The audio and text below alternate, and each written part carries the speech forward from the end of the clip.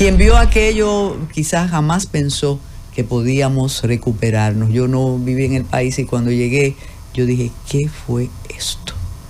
Entonces, bienvenido, general. Ponga, bueno, mira, se puso en atención usted. Una vieja costumbre. Sí. Bueno, pero fíjate. Comience a hablar porque usted sabe qué pasa. Mostrar de nuevo, una vez más, mi complacencia de estar en este espacio, un poco confundido, porque si yo no mal recuerdo, que fui uno de los primeros que vino a este espacio. Y lo inauguró 24 de abril. Sí, claro que sí. Pero recuerdo que ustedes no.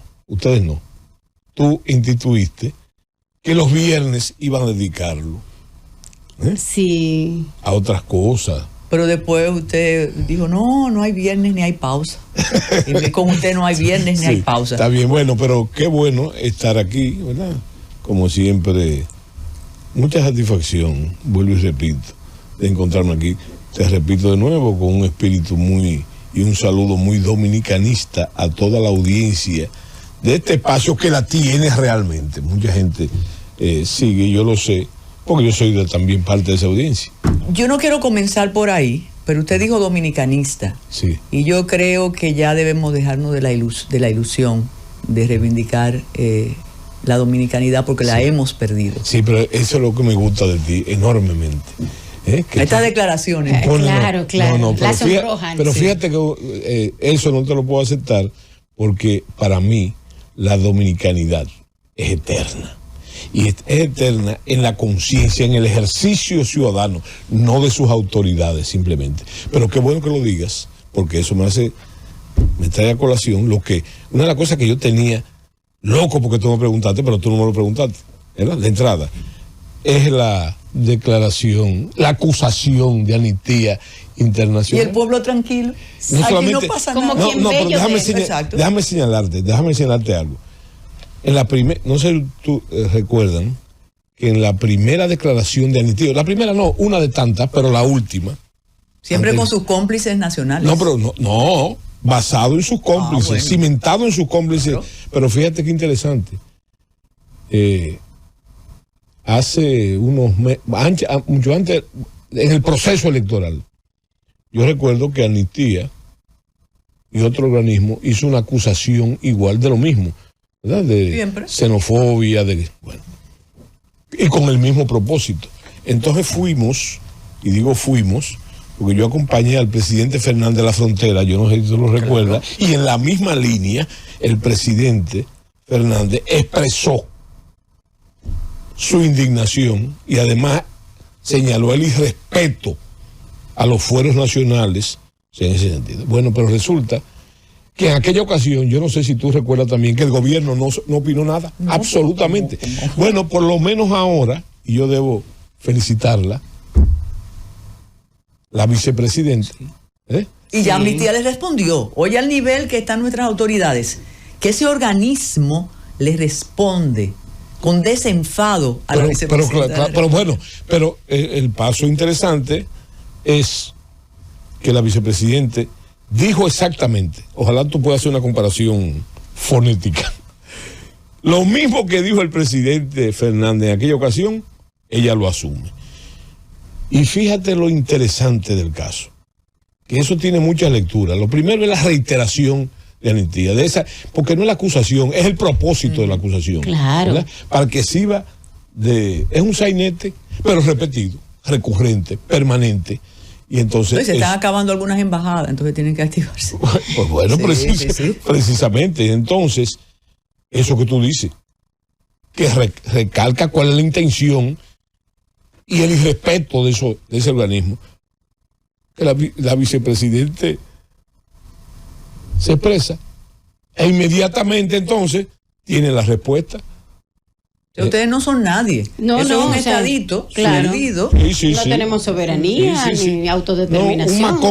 Un macondo chiquito. Definitivamente. Mientras, y ya eso es tema como agua pasada que no mueve molino, mientras ninguna exigencia para lo que está pasando del otro lado, vamos a lo simple, a lo institucional, para identificar a sus ciudadanos, por ejemplo. Pero claro, el registro. Un registro, simplemente un registro. Fíjate que lay hemos sido. Lo que pasa es que hay que comprender también, yo lo he dicho muchas veces, que los haitianos son, lamentablemente, los haitianos son ilegales en su propio país, porque eso no existe. Eso no existe, el registro no existe como tal. Y también es conveniente.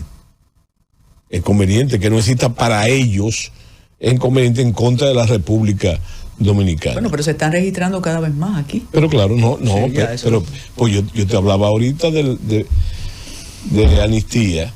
Es el propósito, no es simplemente la acusación apócrifa, permanente, es mayoría que injusta a los dominicanos, que tienen una inclinación cultural por la hospitalidad. Cuando se podía hablar de hospitalidad, ¿verdad? Pero entonces resulta que el propósito es el que sabemos, el propósito es usar la República Dominicana como una válvula de escape para lo que está pasando allá. Y yo te he dicho muchas veces, y yo creo que tú has estado de acuerdo conmigo, o hemos estado de acuerdo. Nos vamos poniendo de acuerdo con los años. Sí. No, tú y yo estamos de acuerdo hace mucho tiempo. Es cierto, es cierto. Porque por eso que yo te descubro a ti. Sí.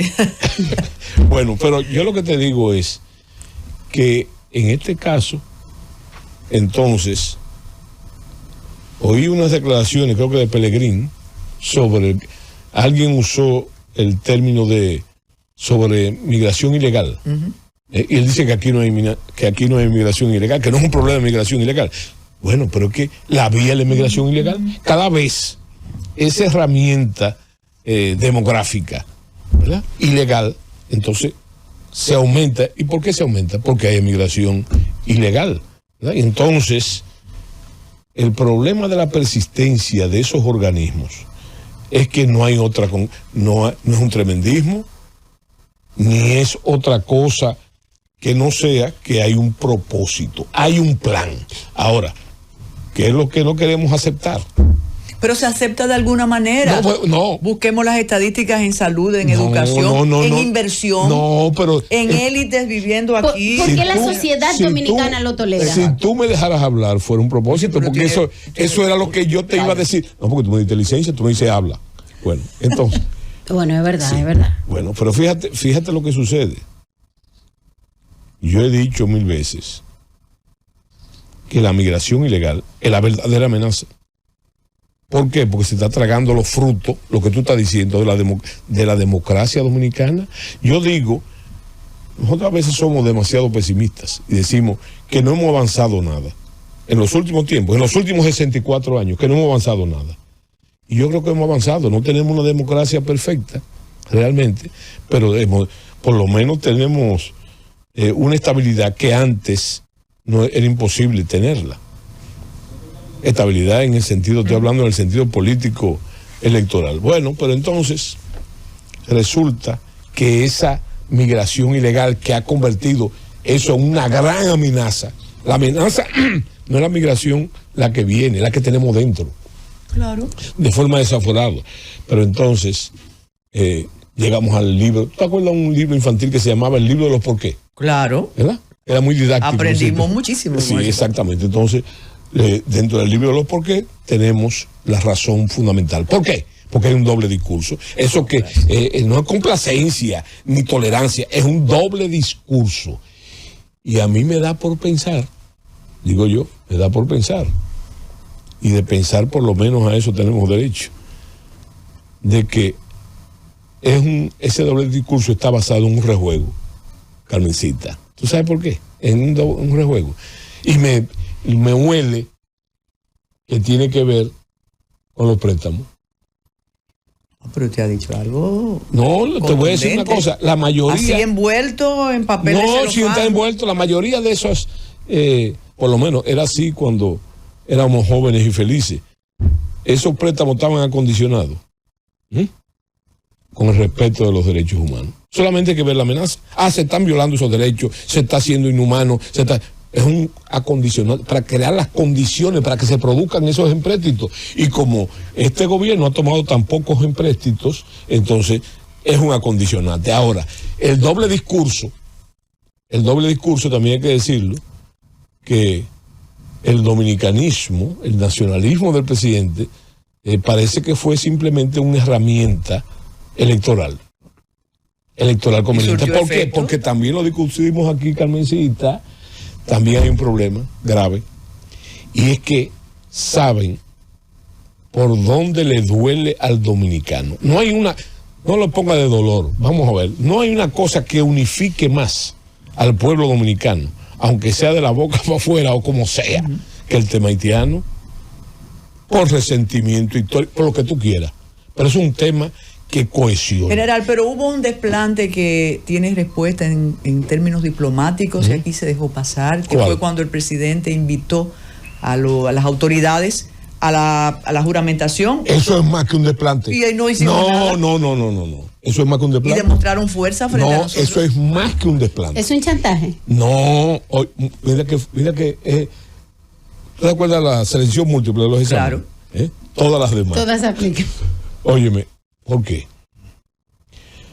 Porque eso fue una respuesta un tanto tardía a las medidas que tomó el presidente de la República, el cierre de las fronteras, el cierre de los vuelos. Sí, del espacio ¿verdad? aéreo. Entonces fíjate el contenido, porque eso parece una actitud primitiva, no. No, ellos saben manejarse. Ellos dicen, ¿qué dice el primer ministro ante la invitación? Dice, bueno, pero si tenemos los cielos cerrados, No podemos no decir. es- Entonces le responde el canciller y ellos dicen, ¿a todos o a ninguno? Como la por monja. favor, pero por favor, tú entiendes. Fíjate, yo recuerdo. Pero perdimos eso Yo también. recuerdo Claro. una frase de Quilo en una tragedia. Yo no sé si fue Edipo en Colona o algo así, Oreste, que cuando pasa eso, que él se ve la realidad del lado y del destino, él dice, es el pasado que vuelve. Yo creo que eso le pasó al presidente con esa invitación, es el pasado que vuelve, ¿verdad? Cuando, fíjate, esas medidas que debieron Por tomar. lo menos retirar el embajador para hacer algún amaraco, amague. utilizando un amaraco. No, y había otras. Había otras cosas que se podían hacer, ¿verdad? Bueno, pero se hizo lo que debió hacerse de último. ¿Me explico? Pues debió ser en gradualidad. En gradualidad. Total, se resolvió el problema. No se resolvió el Bueno, el problema. primer ministro fue a ver el canal. Exactamente. Diciendo, miren, De entrada. Claro. Eso Se tiene ha un gran convertido como significado. para los gobernantes haitianos y los funcionarios y los políticos, el ritual es visitar el canal. Claro, el paso de las Termópilas. Sí, exactamente. Y en la funcionalidad todo ha seguido igual. Como también lo discutimos aquí, distinguidas damas, discutimos aquí que lo que iba a pasar con la fuerza keniana, que primero se anunció como una primicia que era, no sé si lo recuerdan, que era en octubre que llegaban, ¿verdad? Después en noviembre, después en diciembre, después en enero, después en febrero, óyeme, y pasó el tiempo, y la fatiga sigue y el dolor infinito. Entonces, ustedes estaban hablando cuando yo llegué, mentira, que yo llegué con ustedes. Sí, pero para usted no comprometerse. Sí. No, pero fíjate una cosa. Las respuestas. Eso que ustedes están diciendo de todo el proceso de los semáforos y las excusas. Diga cuánto tiempo usted permaneció en una vía de la ciudad. 1 hora Exacto. y 10 minutos. En una vía no, en la Andrés Jaibar Castellano. Mira, Pero ahí se supone que debe haber poco tránsito. no, claro, porque eso es Gacue. O regulado. Claro. Sí, pero el señor, Pero para durar una ustedes hora. mencionaron esas aclaraciones, pero le faltó algo. Las aclaraciones creo que fue del ministro de Agricultura. ¿Qué dijo? Que la escasez de pollo se debe a que están metiendo los pollos en el freezer. Pero es antilógico porque, mira, Es una oye, agregación. Es una denuncia el pollo de la autoridad. el pollo está caro. Entonces, no hay razón para esconderlo si está caro. El pollo se esconde. Además no hay creo yo. energía eléctrica, se derrite y se pudre. Claro, y todo lo contrario. No, Si esa está es otra caro, cosa. hay que venderlo rápido. Mira, tú hablaste de la poesía. La poesía, alguien dijo una vez que era el pararrayo de Dios rompeola de las eternidades. Y sigue siendo esa categoría. Entonces, si cada vez que yo oigo esa cosa, ¿verdad? Hay unos versos de Neruda que dice, y la fatiga sigue, y el dolor infinito, como si no tuviera fin ese tipo de cosas. Señor, esa inmigración ilegal a la que usted hacía referencia ahorita, ¿tiene algunos factores que la promueven o desde la parte dominicana? O sea, ¿qué elementos? El negocio. Escúchame, Carolina, espérate, por favor. ¿Y cómo tú dices una cosa así? Porque todos sabemos qué es lo que lo motiva, pero óyeme, si lo motivaran simplemente el primer escalón, los guardias, nosotros los guardias con negocio, que sé yo qué cosa, ¿verdad? Pero desconocen la autoridad, la jerarquía militar. Claro. Y tú no la desconoces. ¿Qué es lo que sucede? Lo que sucede simplemente, que lo he dicho 1000 veces, los militares no trazan la política, son un instrumento de ella. Y yo puedo hablar un tanto de eso porque sencillamente yo conozco la relación. Ningún jefe militar ni permite ni hace cosa que sea despecho de la intención expresa o deducida del jefe supremo, la autoridad suprema, como dice la Constitución de la República. Pero usted está El hablando mando de la político. obediencia, No, del cumplimiento, sí, y a pero, veces uno ve óyeme, la anarquía. No, espérate, que usted es magistrada también. Hay una cosa que se llama, tú hablaste de obediencia, la obediencia de vida, claro. ¿verdad? Porque yo no, ningún militar ni nadie, a mí nadie me puede obligar a hacer una cosa que viole la ley. Claro. Y de eso que se trate, de eso que se trata. Pero yo lo que te digo es, hablamos de la persistencia en la agresión, en el insulto, en la falta de respeto de Amnistía, ¿verdad? Pero yo te pregunto a ti, ¿cuántas veces estas autoridades han intentado hacer lo que yo quiero que se hagan? La legalización. Yo recuerdo una señora que creo que la removieron ahora, una gobernadora en Dajabón. Oye, una cosa insólita. Esa señora empezó a dar carnets de trabajo a los haitianos ilegales. Con su firma. Con su firma. Y no pasó nada. Y bonito los carnets. Claro que sí. O sea, bien con hecho. un borde rojo y eso. Entonces, Claro. sí. Ah, bueno, tú lo viste Claro. bien. No, y hay un paso, bueno, pero todo, no hemos llegado a los que mataron el miedo. Otra autoridad me enseñó hace unos años, 6 años, cómo se pasaban, normal. En un punto me dijo, no, Pero, ese espérate, alcalde lo pasa y lo... Yo sé que a ti te gustan estas cosas forenses, vamos a llamarle así. Sí. Me queda un punto con el ejército que usted dijo, ¿no? Sí, pero hay un detalle interesante de la...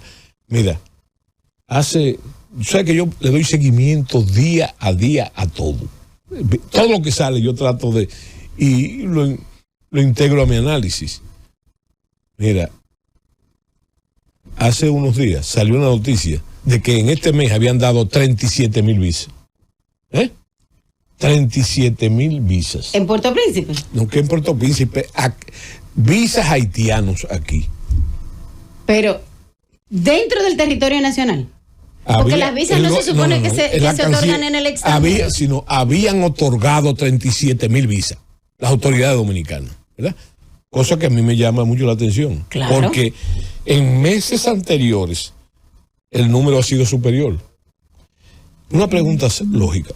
Se supone, o que no recuerdo, no sé cuándo lo activaron, que los consulados están cerrados.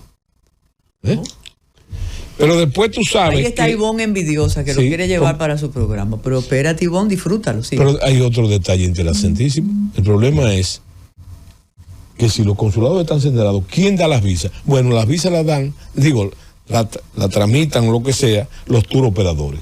Ahora, la pregunta que yo quiero hacerle a Carmencita, simple, ¿verdad? Porque tú lo debes conocer. Óyeme, estando los consulados cerrados, simple, de objetivo, ¿tú crees realmente que con esa situación calamitosa que tiene Haití, hay capacidad para que 37,000 haitianos, en este paguen caso, visas? no, hagan turismo en la República? Ahora, ¿dónde está el truco? Que se me va a ir el tiempo con esto. Eso se parece a aquellos viajes a Suiza de tráfico de mujeres. ¿Usted recuerda? Otra, claro. Eran para bailar. No, espérate, no solamente a Suiza, a Holanda también. Holanda. Pero mire, algo importante, no quiero perder el color caqui. Hay que hacer una pausa. Espérese, usted dijo, porque después de la dominicanidad vamos a hablar de otros temas. Si deja. Por ejemplo, yo no he visto apresado a nadie de los que depositan las parturientas en las emergencias de los hospitales. Eso no existe. Es un ángel. Pero espérese, usted dijo, a propósito del ejército y del CACI, de la obediencia, de la autoridad, la disciplina militar. Sí. Usted nos dijo aquí hace un tiempo que el ejército, las Fuerzas Armadas, preservaban la entrada de extranjeros a sus filas. Sí. Ahí me escribe la esposa de un compañero suyo que usted conoce muy bien, y dice, pregúntale, le dice su nombre, yo a usted le digo general, a veces poeta, historiador y loco, pregúntale ya cuántos militares extranjeros tenemos en nuestra Eso es, mira, lo que esa señora que desconozco su nombre, está diciendo, es una gran pregunta. Ahora te lo voy a decir por comparación. ¿Por comparación? Cuando yo era oficial subalterno, oye bien, que hubiese un miembro, no solamente legal o ilegal, no, de origen haitiano, eso era sencillamente imposible. Inclusive por el fenotipo, el fenotipo, eso era un insulto, para un soldado, dentro del macaneo era un insulto, ¿verdad? Ahora, eso se fue flexibilizando, ¿verdad? Para no mencionarte mi época, eso en mi época de mando, eso era totalmente imposible. Ahora, lo que ella está preguntando es obvio, no solamente por el fenotipo, ¿no? A veces los apellidos. Los apellidos, pero aparte de eso, yo he visto en las redes, y no es como dicen ahora, no sé si lo pronuncio mal, fake news, yo he visto. Pero usted me dijo que eso no era posible. No, yo te digo que en mi época no era posible. No era posible. Es más, lo que se llama el canto de hacha, que es el canto de trote de los soldados. Sí, que son cantos de hacha, cantos campesinos. Había algunos que tenían una frase que podía lucir. Por ejemplo, arrondé. O mapilé, ¿verdad? Óyeme. Por lo menos, por ejemplo, en la unidad donde yo estaba, inmediatamente yo oía eso, ¿verdad? Estaba preso el cantante y la unidad que lo estaba cantando, ¿verdad? Y fíjate, no tenía que ver nada. Había cosas esas que resaltaban la dominicanidad. Pero para que tú veas, bueno, cuando yo entré al ejército, a mí se me dice, ¿qué era lo que se me decía a mí? Siempre eso, ¿verdad? En base a custodia de la frontera, de la nacionalidad, de la cosa. Pero me agregaban algo, siempre. Y lo estuve oyendo por muy largo tiempo. Me decían, eso es un pleito casado. Óyeme, ese es un pleito casado. ¿Cuál es el pleito casado? Entre la República Dominicana y Haití. Y entonces, ¿cuál es el riesgo para la seguridad nacional y para las Fuerzas Armadas que tengamos un porcentaje de personas que se haya flexibilizado tanto? Señores, el riesgo es gravísimo, ¿verdad? Porque eso quiere decir en el lenguaje popular que tenemos una quinta columna metida aquí. Imagínate si esos son los que van a cuidar la soberanía nacional, ¿verdad? Y responden, van a jalar porque es que culturalmente, en el caso, por ejemplo, yo he visto, hay un famoso video por ahí de un soldado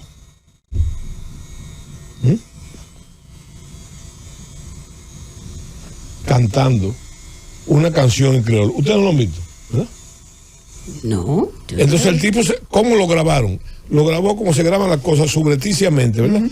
Un soldado dominicano, otro, lo grabó. Y entonces tú veías el tipo totalmente imbuido, ¿verdad? Imbuido de eso, de su raza, de su cultura. Pero van a decir que le dieron un entrenamiento en creol y que eso era parte del entrenamiento. No. Eso no. Mira, déjame decirte una cosa, que también ha pasado el tiempo. Y yo estuve de acuerdo y lo promoví. Siendo yo director del IMES, el Instituto Militar de Educación Superior, yo le encontré hecho eso, pero te digo que lo promoví. Había una escuela de creol. Claro que debe ser. General, vamos a hablar de los que mataron el miedo. Yo tengo una gran envidia cómo usted puede recopilar sus artículos, editarlos, publicarlos. con una edición realmente impresionante. Usted debe tener un equipo de orfebres. Hay muchísimos amigos tuyos. Entonces... precisamente involucrado en eso. Pero eso es una maravilla, porque uno quiere hacer el acopio de lo, lo que tiene. Y primero lo costoso que es y el trabajo que conlleva, tú sabes. Bueno, tú dijiste la mitad de la información, más de la mitad de la información. Esos artículos no son nuevos. Tienen pero es un deleite volver a leerlos. No, una antigüedad de 20 años. Que fue la época en que esos artículos comenzaron a salir hace 20 años exactamente. Pero con una vigencia impresionante. Pero hay que ver lo que pasó. Entonces, fíjate, el Listín Diario cumplió 135 años ahí el 1 de agosto. Bueno, los primeros artículos empezaron a salir contemporáneos a eso. No era que yo comencé a escribir en el Listín ahí. Tú recuerdas que yo escribía antes, tenía 2 columnas, una fundamentalmente de historia dominicana, pero cuando yo entré a esto, y te debo decir por qué me movió eso, yo te lo he explicado, porque para ti estos artículos no pueden ser nuevos jamás. No. Porque yo comenté mucho contigo en tu programa, es más, discutíamos esos artículos, ¿verdad? Que hay un detalle, y ojalá don Pedro Ramón López esté en sintonía. Sí. Alguien me decía, citándole algunos de esos artículos que están en Los que mataron el miedo, pero realmente el general no polemiza, él dice lo que piensa, el análisis. Yo le dije, sí, hay algunos que han rebatido su concepción, su idea, sobre todo del atentado. Sí. Y les invité a muchas personas a buscar esa recopilación, porque ahí está. Bueno. O sea, usted respeta que X diga que eso es mentira. Sí. Y usted sigue escribiendo y pone segunda, tercera parte, porque ahí está la confianza. Sí, pero además hay un detalle interesante. Y hay que saber la motivación por qué yo comencé a escribir eso, sobre ese tema. Mira, hace 20 años yo tenía en mi biblioteca, 346 libros sobre Trujillo. Naturalmente, eso incluía lo que se habían escrito en la era también. Claro, eso es importantísimo. Sí, claro. Y entonces había entre todo el mundo la idea, y la sigue habiendo. Mira, tú acabas de decir, hay 3 libros que acaban de salir de Trujillo, 3.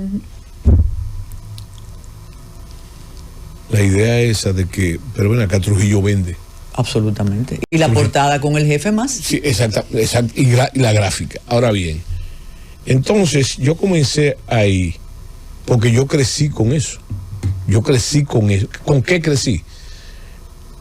Mi abuelo era un connotado trujillista, después balaguerista.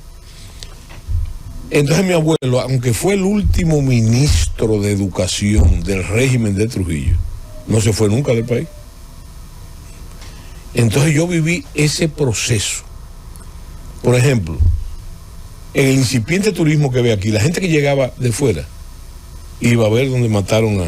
Claro. Y lo que se le enseñaba era eso lo hizo Trujillo, eso lo hizo Trujillo. Esa era como la pasa en Paraguay con Stroessner. Bueno, no, y como pasó, recuérdate, con Pérez Jiménez.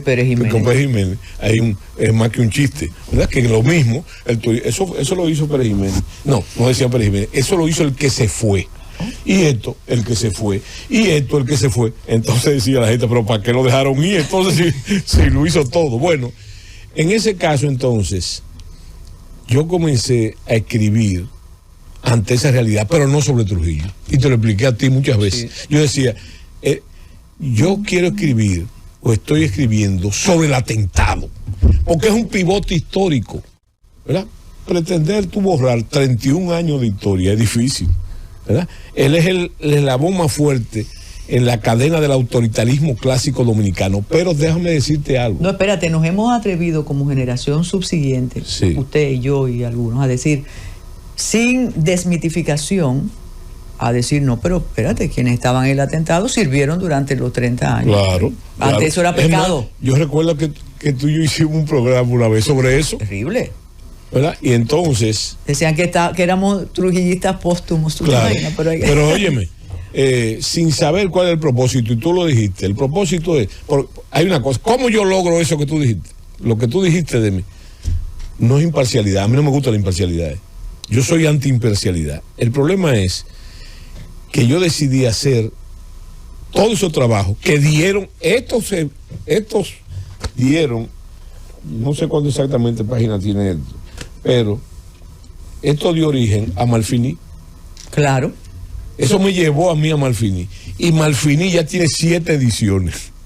¿Verdad? No, el jefe vende. Sí. 260 páginas. Pero no es un libro sobre Trujillo, es un libro, es un estudio forense sobre la muerte de Trujillo. Ese es Malfiní. Y este es el origen. Claro. Estos artículos. Ahora, ¿por qué? Por el método. Primero, usar el método. No, pero usted investigó el atentado. No, pero claro, y tiene su historia también. Tú mencionabas los forenses, a mí me fascinó. Sí, pero mira qué interesante esto.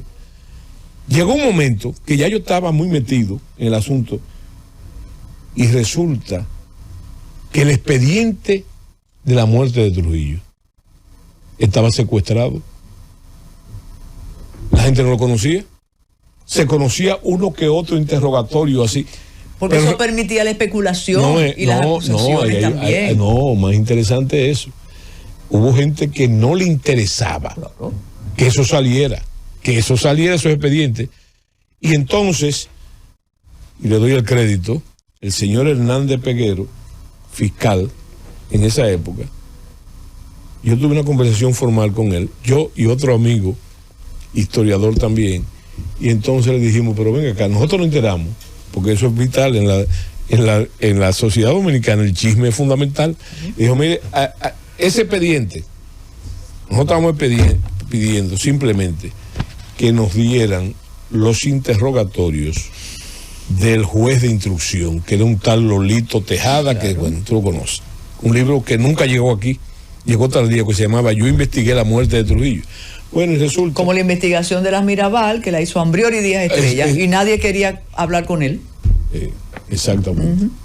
Entonces resulta que él, cuando le dijimos qué historiador la tenía, todo, ¿verdad? Entonces, la palabra mágica, en esa época se hablaba de la transparencia, de la información, de la que yo qué. Entonces, eso es un documento público. Claro.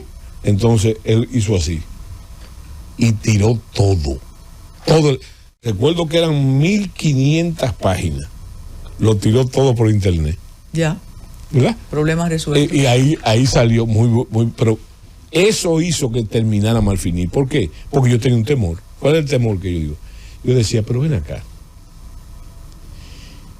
¿Y si los implicados en la conjura, considerados héroes nacionales, se aflojaron en los interrogatorios? Porque lo que se decía era que eso no se le podía dar valor porque todos fueron bajo tortura. No, lo de instrucción no, lo de instrucción fueron del 31 de mayo al 10 de junio, que fueron interrogados, porque como eso se sabe, el complot de Trujillo se supo, de la muerte de Trujillo, estaba develado a las 12 de la noche, del 30 de mayo, y a Trujillo lo mataron a las 10, por una serie de causalidades. Entonces, ¿qué sucedió? Que cuando yo comencé a trabajar, y trabajamos un grupo, igual que lo del estudio forense, participó, por cierto, un general venezolano, experto en el estudio forense. Pero hay otra cosa. Nosotros hicimos, ya yo estaba retirado, un estudio de Estado Mayor, con varios oficiales retirados también. Hicimos un estudio. ¿Y un descenso al lugar? No, con descenso no, pero yo no sé si tú recuerdas. Bueno, yo he dicho que yo no recuerdo las veces que yo midió, claro. Simplemente recorrí y lo hablamos. Y lo hablamos mucho eso. Entonces, ¿en qué consiste eso de cartesiano? Me parece una frase cohete. Señor, cartesiano es que tú tienes que, por todo lo que tú dices, buscar una respuesta, o documental, o comprobada, científica. Y entonces, en eso se basó ese estudio. Entonces, bueno, yo recuerdo, por ejemplo, que yo sostuve, pues, también creo que lo discutimos, una discusión pública con el señor Eduardo Díaz. Pero oye, ¿por qué el detalle? El detalle es que yo dije un artículo... Eduardo Díaz y Díaz, fallecido. ¿Fallecido? Sí, fallecido. Y tiene que decir que es contemporáneo, no sé. Claro. Bueno, y de Gascue. Eso de Puerto Plata, son ustedes los sí, no. ¿Dónde te conocí yo a ti? Bueno. Bueno. Está bien. Entonces, resulta que yo dije en un artículo que se llama Mientras la lluvia caía, ¿verdad? Y entonces él, que era, creo que el presidente de la Fundación 30 de Mayo, que hizo un buen papel, ahí, por lo menos mantenía al pie del cañón. Bueno, ¿qué pasó? Que él me dijo que no, me dedicó un artículo diciendo que ese día no llovió. Entonces yo hice así. Sí. Nos comunicamos con la NASA, con una correspondencia, para que nos diera los niveles pluviométricos. Bueno, y de allá para acá, no solamente llovió, sino en las partes de la capital dominicana que llovió y la cantidad que había. Además, Eduardo tenía el recuerdo comprometido de niño y emocionado por lo que estaba pasando en su No, pero espérate un momento, que le mataron a un hermano. Exacto. Esa misma noche. Sí. ¿Me entiendes? Y Jaime, que debo darle su crédito también porque hizo posible. Tú tuviste una discusión con Jaime pública. Sigue hablando de esto. Sí. Bueno, mira, fue que posibilitó el libro. Lo posibilitó porque toda esa contrariedad que existía antes fue entre nosotros. Lo que tú dijiste ahorita, la gente que se contradecía.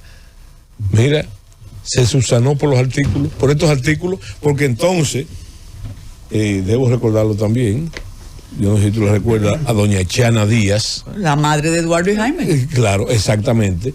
Entonces, me visitó y me dijo que había muchas cosas de esos artículos, que ella fue testigo y que lo vivió.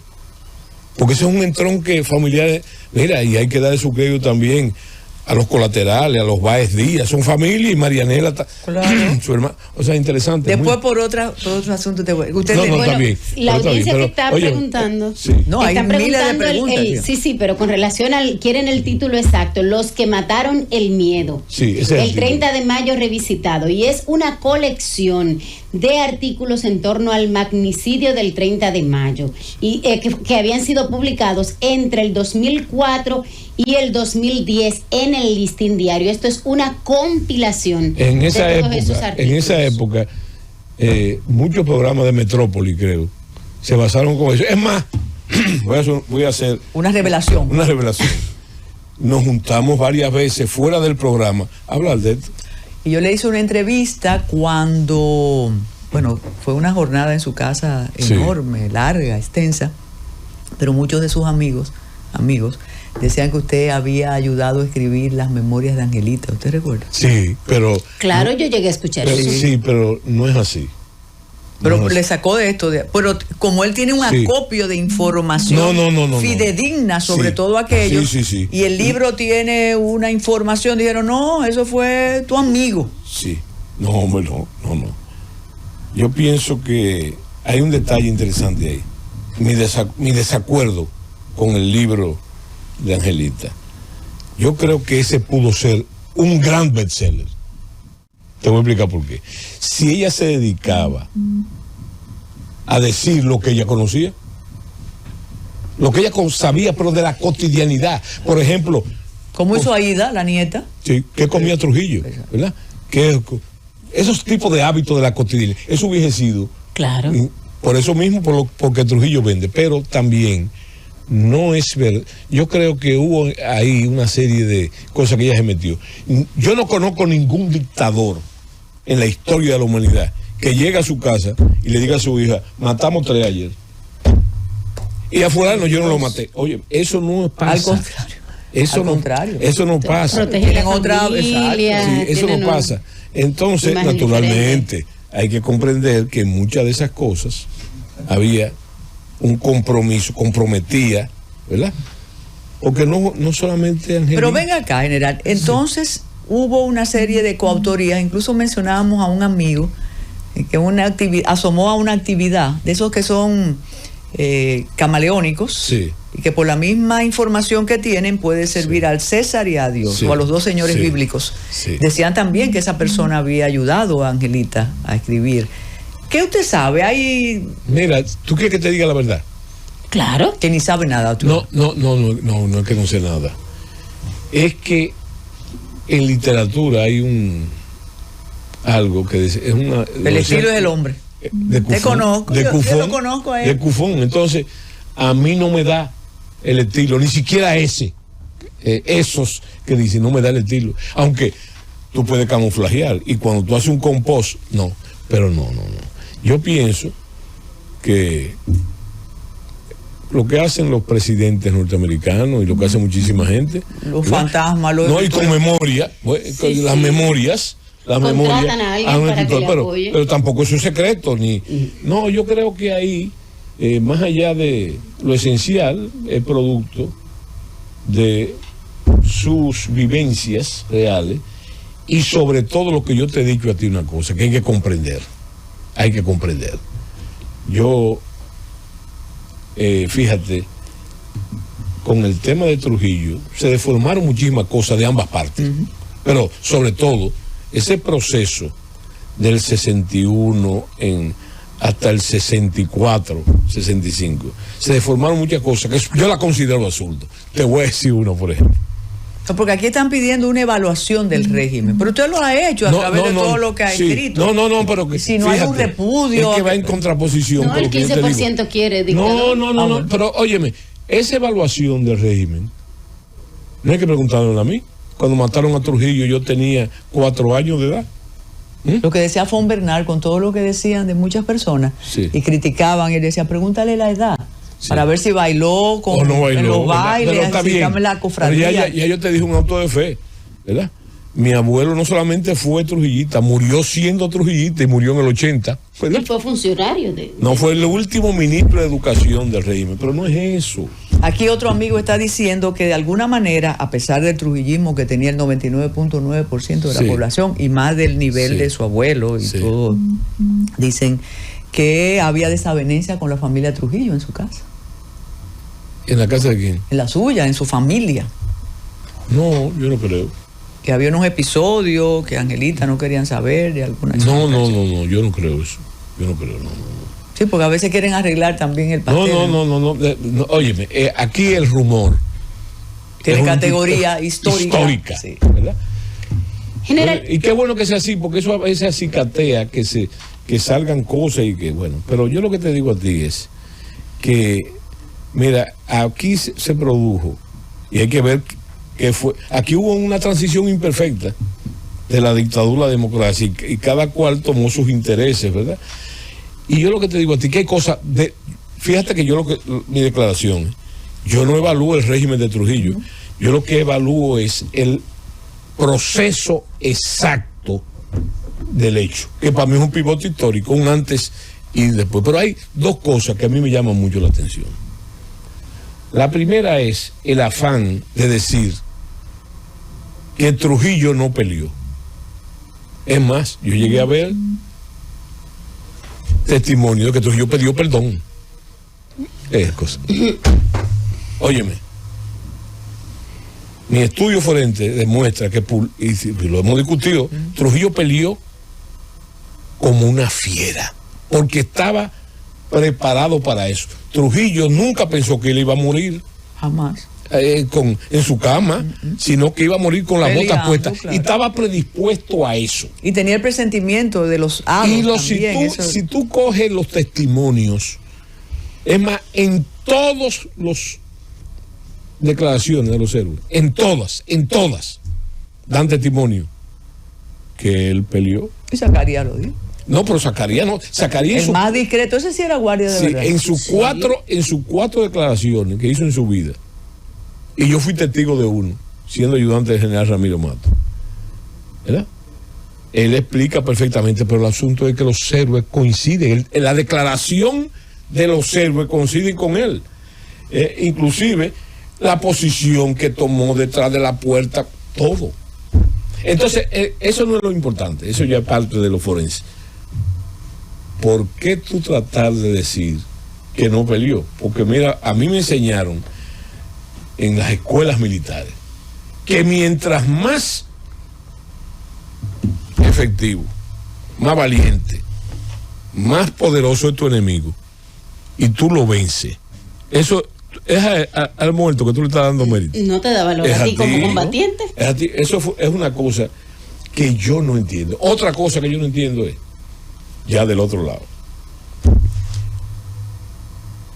han tratado de desmeritar a los hombres del 30 de mayo, diciendo lo que comenzamos a hablar. Claro, que eran trujillistas. Bueno, que sirvieron. Johnny Abe le dijo a Ramfi Trujillo, cuando le dijo, pero ven acá, y tú dejaste que mataran a mi papá, ¿y cuál es el papel tuyo? Yo lo cuidaba de los enemigos. Yo lo cuidaba de sus enemigos, pero no de sus amigos.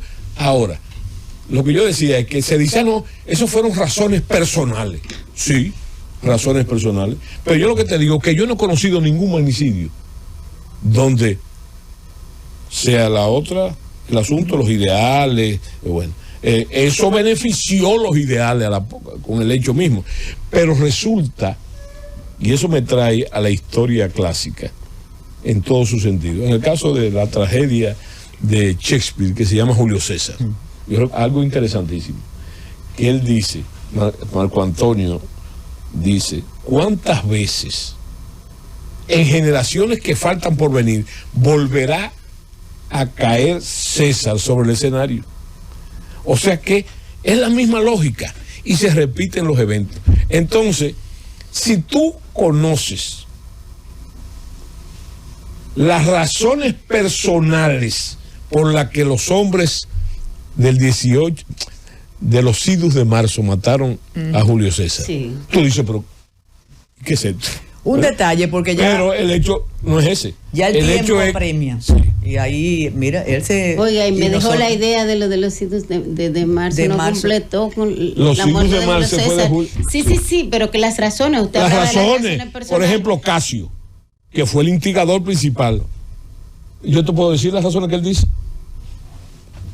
Para convencer a Bruto, le dice él, tú viste ese que se cree dueño del universo. Ese.